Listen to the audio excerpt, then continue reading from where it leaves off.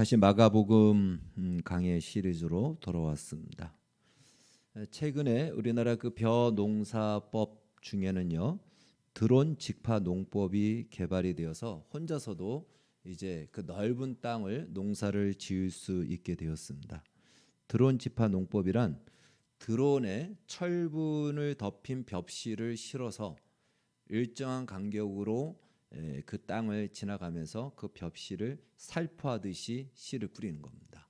옛날에는 모내기를 내서 모판에서 벼를 심었다면 지금은 이런 씨를 통해서 직파를 하는 이러한 농법이 개발이 되어서 그렇게 벽실을 뿌리는 것입니다. 그러면 이 벽시가 바람에 날아갈 수 있지만 철분이 이렇게 덮여 있어서 무게가 있으니까 바람에 날아가지 않고 땅에 떨어져서 심어진다라는 거예요. 예. 그래서 이 벼가 자라가게 된다고 합니다. 오늘 본문에 나오는 이 씨 뿌리는 농사법은 어쩌면 드론 직파 농법과 비슷한 것 같습니다. 보통 우리가 밭농사는 이랑을 만들고 일정한 간격으로 땅을 파서 거기에 씨를 이렇게 심어서 그리고 그것을 이렇게 다시 흙으로 메꾸고 그렇게 심는데 아마 이 당시의 농법 중에는 씨 뿌리는 농법이 있었던 것 같습니다. 그냥 바구니에다가 씨를 가지고 가면서 뿌리는 것이죠. 물론 그 밭을 중심으로 해서 씨를 뿌리지만 이렇게 뿌리다 보면은 그 씨가 날려서 길가에도 떨어지고 또 돌짝에도 떨어지고 돌짝밭에도 떨어지고 가시밭에도 떨어지는다라는 것을 우리가 충분히 예측할 수가 있습니다. 누가 사실 그 가시밭이나 돌짝밭에다가 씨를 심는 사람은 없잖아요. 우리가 밭에서 씨를 농사 지을 때도 가시밭이 있으면 가시밭을 제거하고 심고 또 돌이 있으면 돌을 캐내고 심던가 아니면 그것이 있으면 아예 심지를 않죠. 그런데 이제 이 직파법은 이제 뿌리다 보니까 그런 곳에 씨가 심겨지는 것입니다. 이런 농사법은 그 당시 사람들에게 아주 익숙한 농법이었고 예수님이 이 말씀, 이 비유를 말씀하실 때 누구나 쉽게 공감하고 이해했던 농사법이었던 것입니다. 만약에 그렇지 않다면요, 이렇게 반응하죠. 세상에 그렇게 씨를 뿌리는 사람이 어디 있겠어? 뭐 누가 어떻게 가시밭에 돌짝밭에 길가에다 왜 씨를 뿌리지? 그렇게 들을 겁니다. 그러니까 지금 예수님이 하는 말씀은 저건 억지야라고 이렇게 반응할 거죠.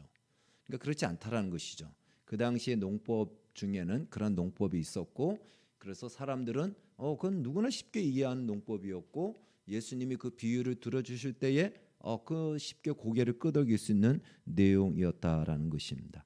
그러니까 비유는요 쉽게 알아듣기 위해서 주시는 말씀이지 무슨 수수께끼를 내듯이 너희들 한번 이거 가지고 골탕 먹어라 이런 식으로 해서 비유를 하시는 것이 비유를 드는 것이 아니다라는 것입니다.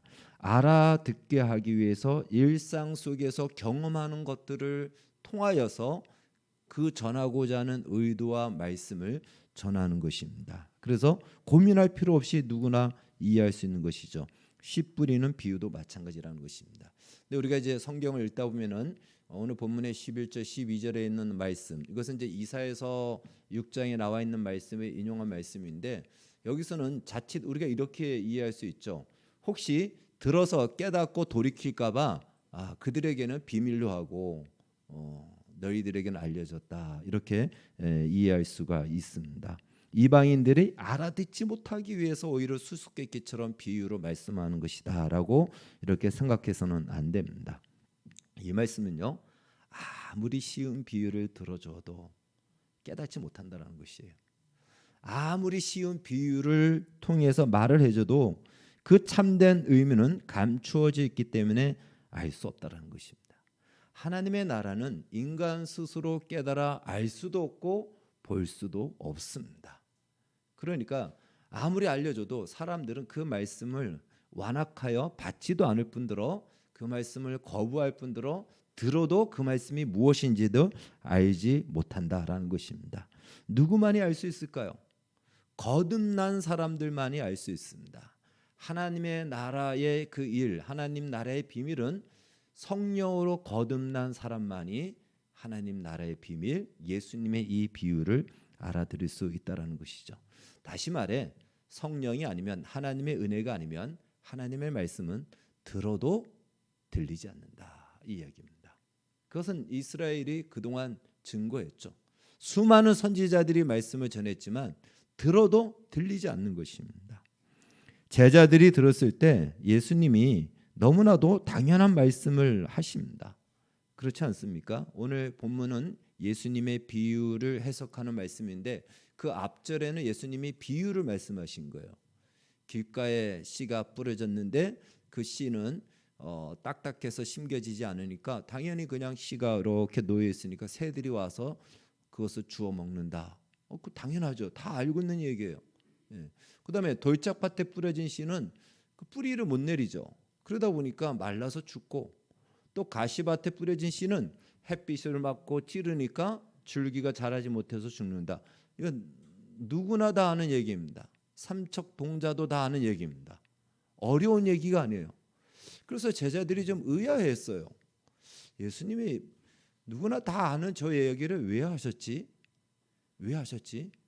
만약에 제 정신을 가지고 있지 않는 사람이 이야기했다면 그래, 다 아는 얘기를 저렇게 새삼스럽게 또 하는 것은 저 사람이 정상이 아니니까 그러겠지, 그렇게 이해하는데, 정상적인 사람이 이 이야기를 한다는 것은 이건 뭐지? 하는 뭔가 심오한 그 뜻이 있는가 하는 그런 의문의 마음이 들죠. 제자들도 그런 것입니다. 예수님이 드신 비유는 그 비유에 나타난 표현으로 봤을 때는 누구나 다 알고 있는 얘기예요. 나도 그렇게 얘기할 수 있는 겁니다. 근데 예수님이 왜 저 말씀을 하셨는가? 그 말씀이 하나님 나라와 무슨 상관이 있단 말인가? 도저히 이해할 수가 없습니다. 그래서 예수님이 홀로 계실 때에 제자들과 함께 들었던 사람들이 예수님께 묻습니다. 예수님, 씨 뿌리는 비유의 참된 의미가 무엇입니까? 그랬을 때 오늘 우리가 읽은 본문 10절에서 20절에 걸쳐서 예수님께서 그 비유의 의미를 말씀을 설명해 주십니다.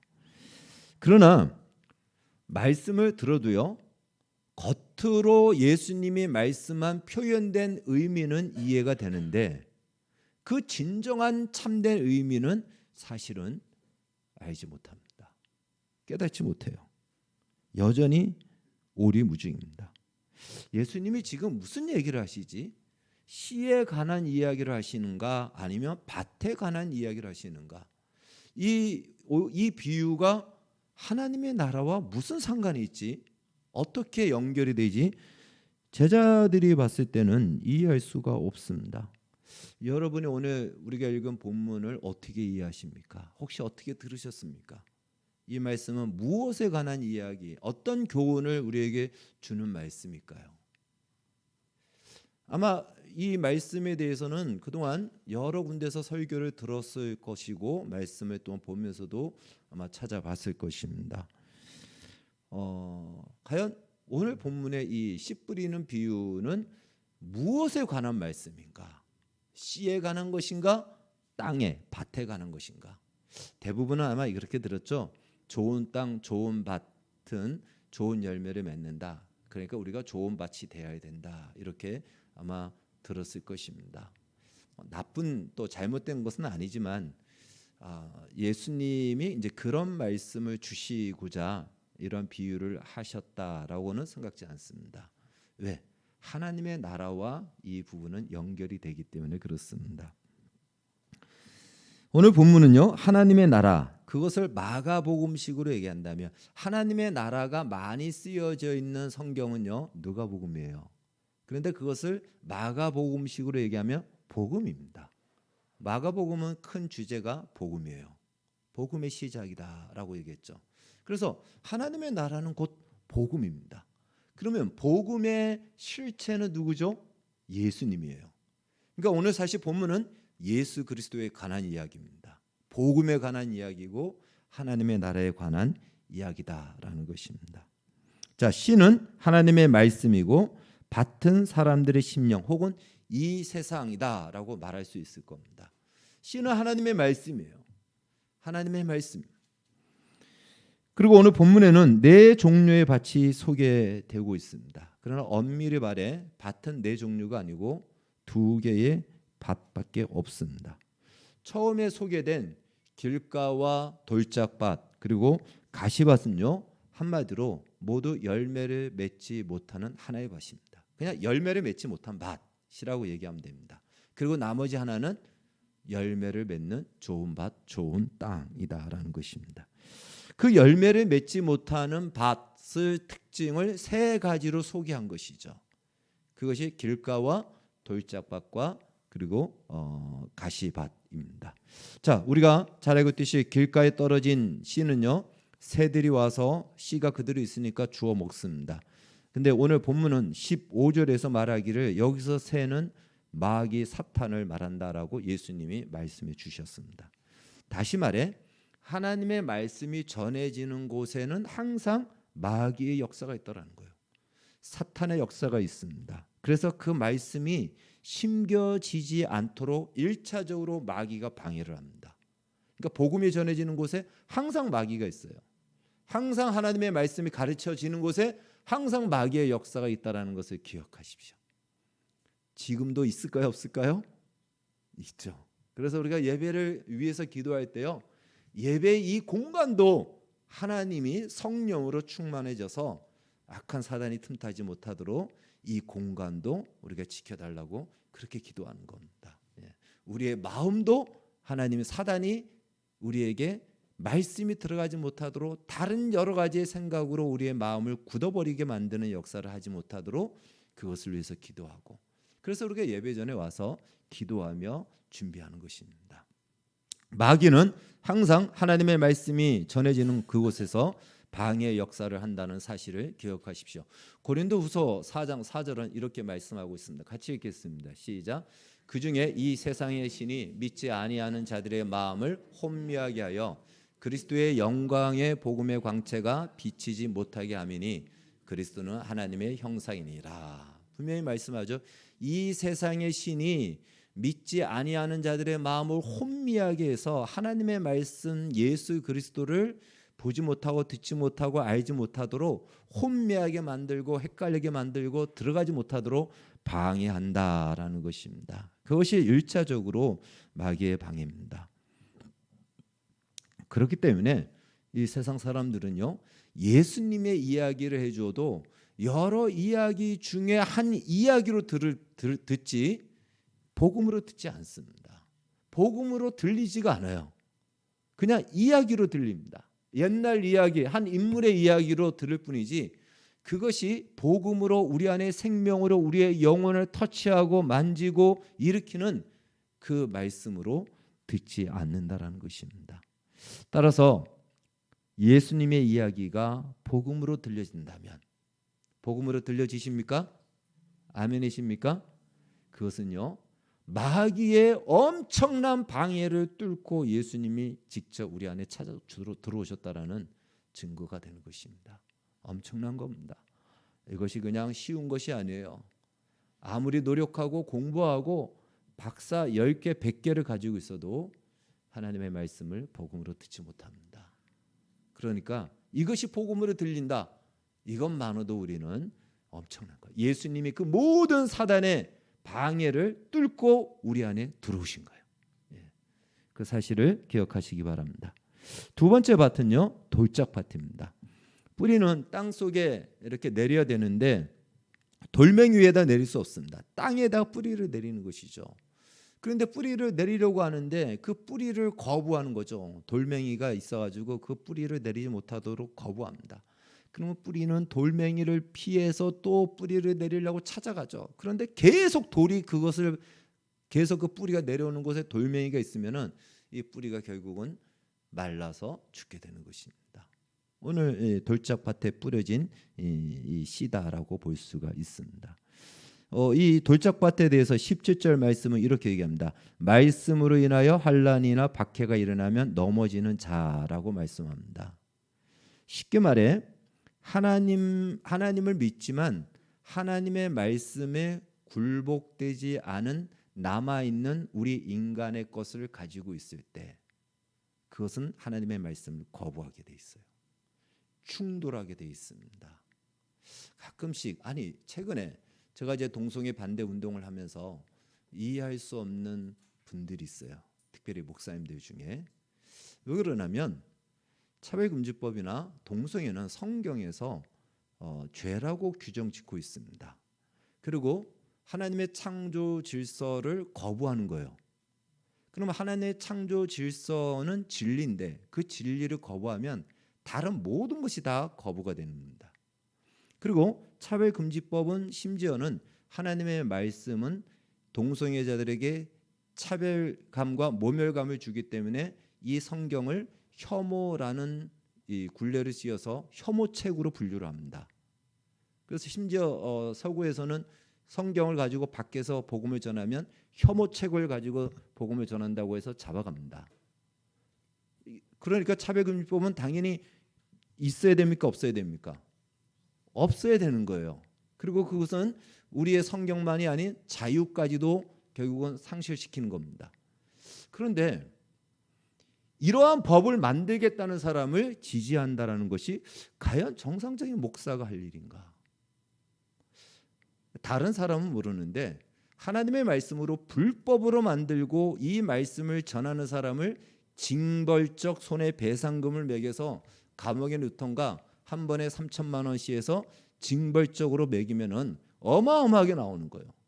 그런 벌금을 매기겠다고 그럼 하겠다고 하는 법을 만들겠다라는 사람들을 목회자가 지지한다. 정상적인 목사일까요? 네, 이해가 안 돼요. 왜 그럴까요? 하나님의 말씀 앞에 이념이 굴복되지 않은 겁니다.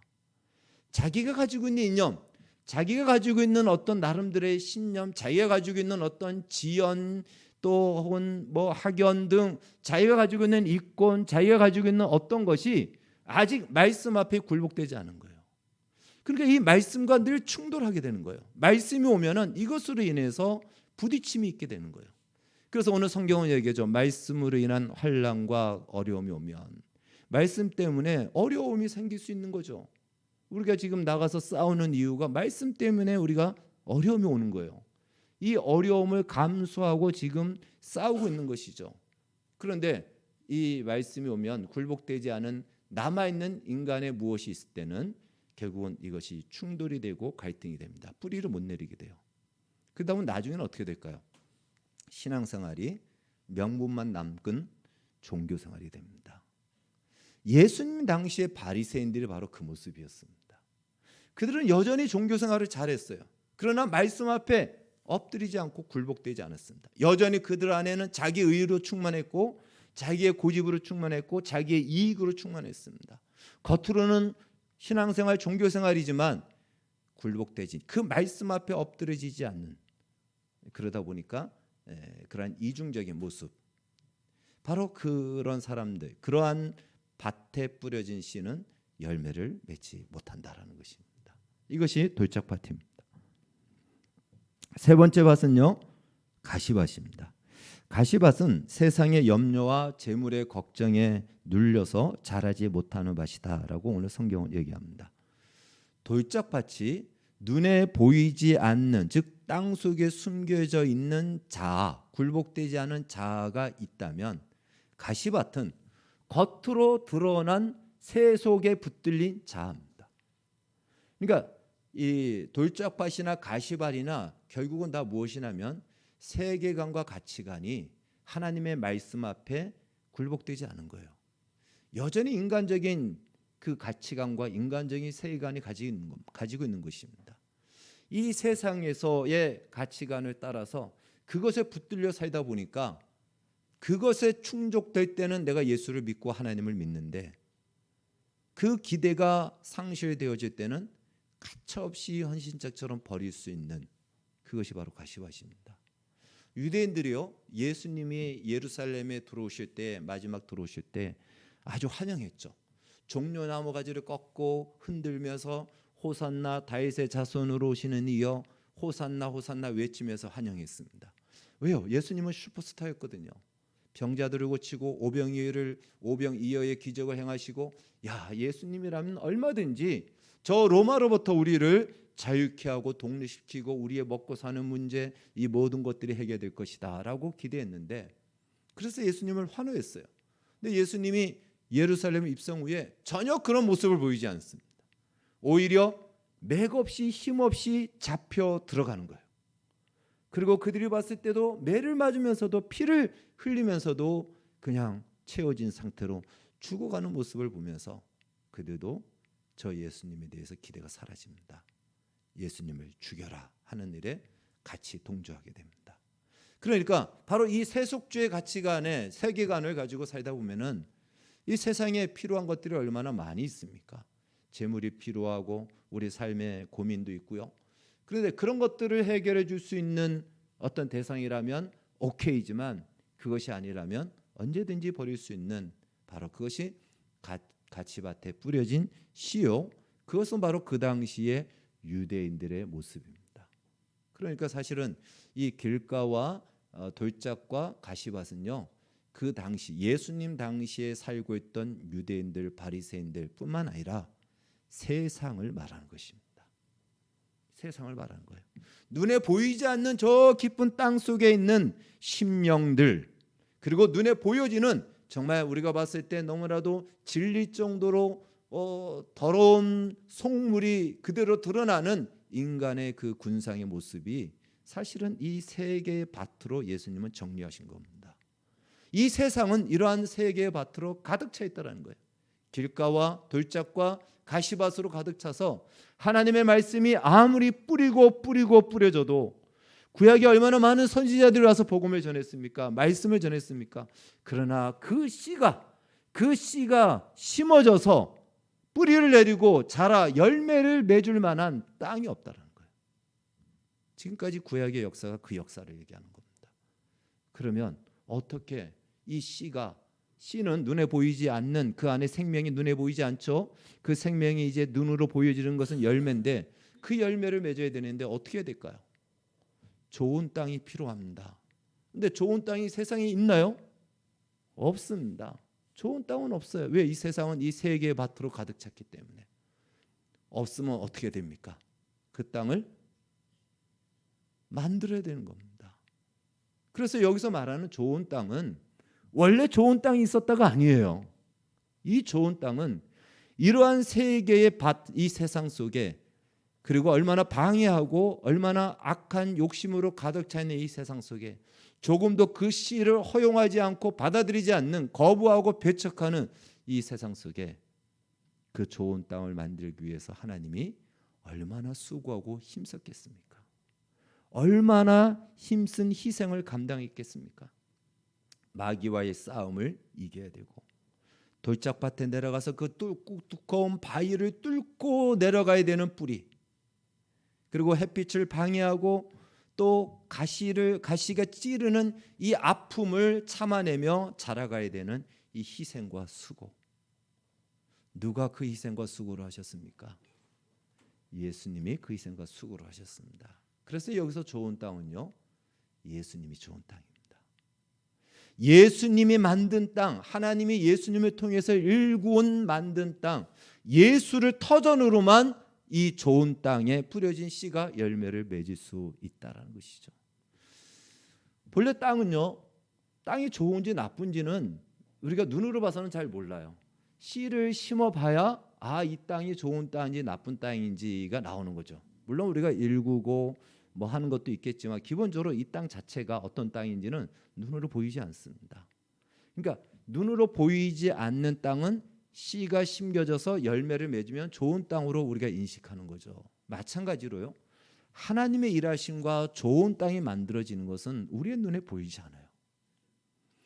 인류의 역사 속에서, 수천 년의 역사 속에서 하나님의 나라는 눈에 보이지 않습니다.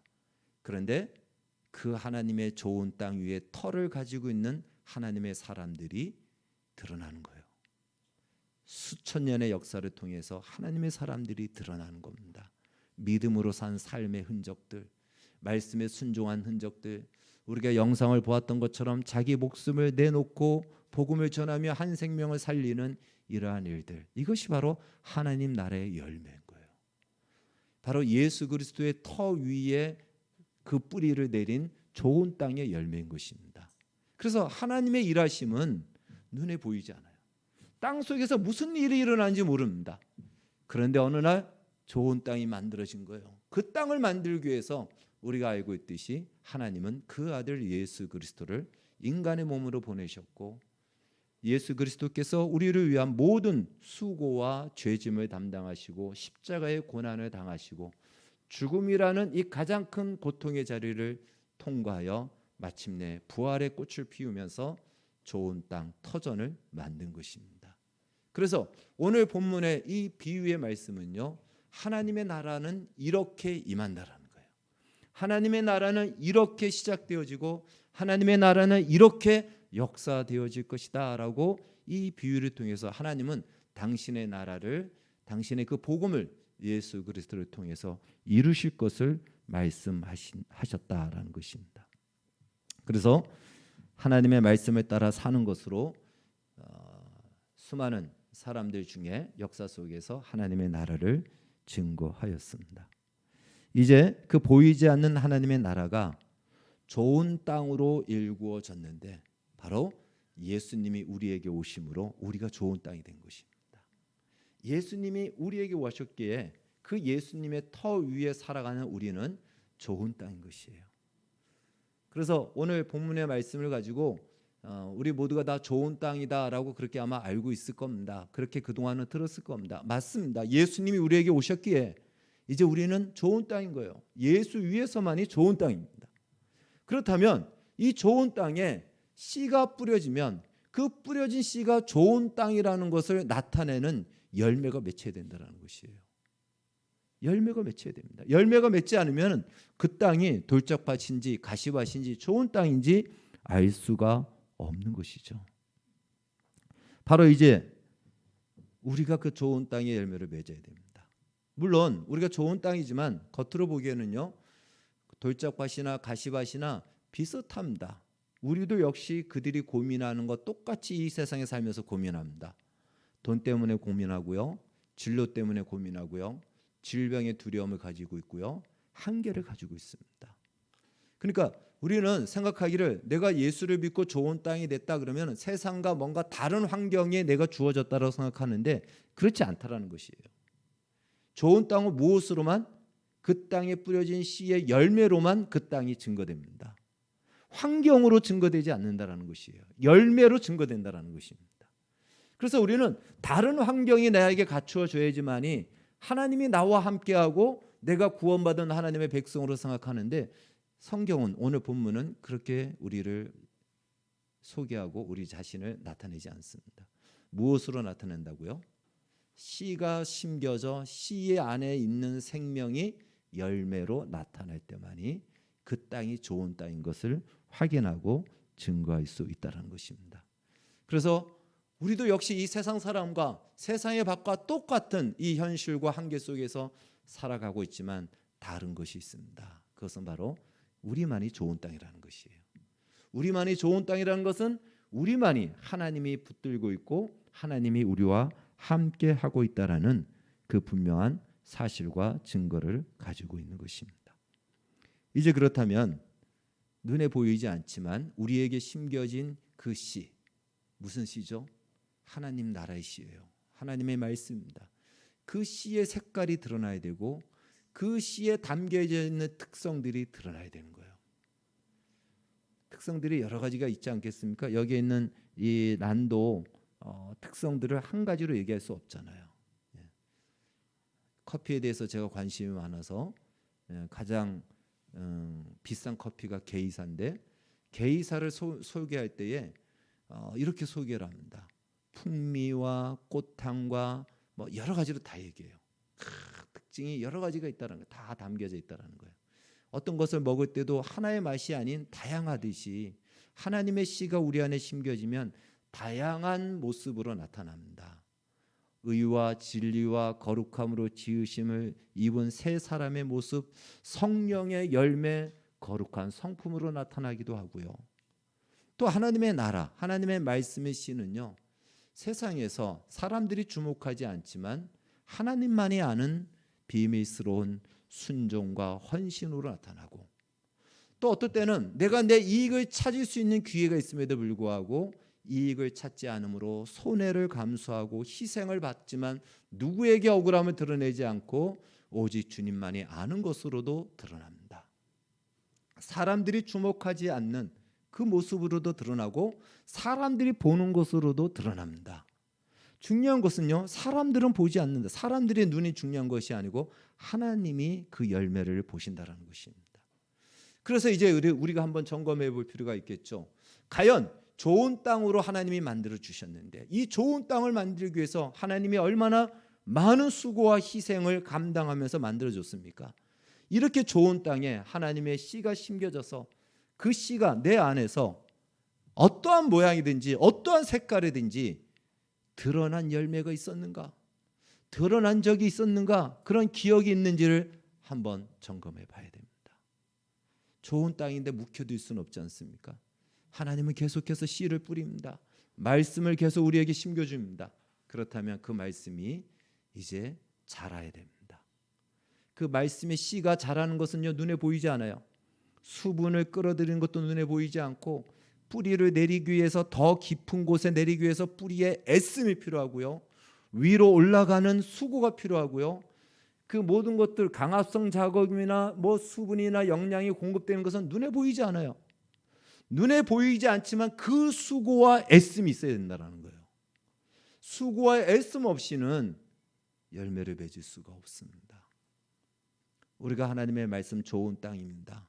좋은 땅만이 열매를 맺을 수 있는 터전이 돼요. 이것만으로도 우리는 참으로 놀라운 은혜를 입었습니다. 그러면 씨가 심겨지면 자동으로 열매를 맺느냐? 그렇진 않아요. 씨가 어떻게 되죠? 하늘의 밀알이 땅에 떨어져 죽어야지만이 열매를 맺습니다. 죽어야 되는 거예요.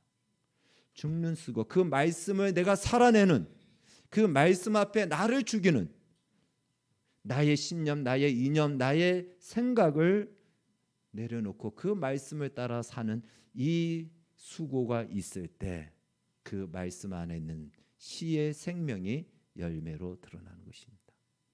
여러 가지 모양으로 드러난다고 했습니다. 때때로 하나님의 말씀 때문에, 예수님 때문에 내가 어떤 선택, 나에게 좋은 기회가 있지만 그 선택을 거부한 것도 그 흔적입니다.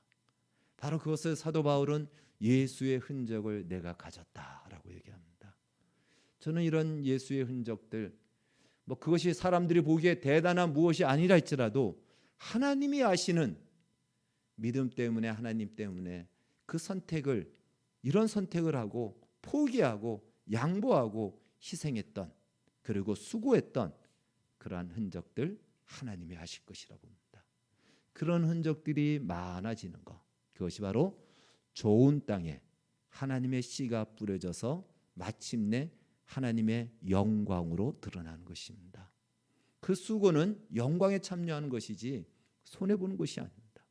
그래서 내 안에 있는 하나님의 말씀이 사라지고 그 말씀이 말씀대로 사는 것이 너무 힘들고 어렵지만 아무도 알아주지 않고 손해보는 것 같지만, 그러나 그것이야말로 하나님께서 예수 그리스도를 통해서 부활의 영광을 나타낸 것에 우리가 그 영광에 참여한 것임을 알고, 우리에게 좋은 땅으로 만들어주신 하나님의 나라가 그냥 묵혀서 평생 가지 않고 남는 우리의 생애 동안 이 말씀이 씨앗이 되어 생명을 잉태하여 줄기로 자라 열매를 맺기를 주의 이름으로 축원합니다.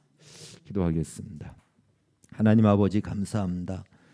우리를 하나님의 나라로 좋은 땅으로 삼아 주셔서 감사합니다. 그리고 이제 좋은 땅에 씨를 뿌려 주시고 심어 주셔서 이 씨가 열매로 영광으로 드러나기를 기대하시는 하나님, 우리를 주목하여 기대하며 바라보는 하나님의 시선을 기억하여 우리 삶에 드러난 이 영광의 흔적들이 많아지게 하여 주시옵소서. 하나님 보시기에 인정하고 기뻐할 만한, 하나님께서 참으로 보람을 느낄 만한 그러한 흔적들, 기억들이 많아지는 우리의 남은 생애가 되게 하여 주시옵소서. 예수님의 이름으로 기도하옵나이다. 아멘.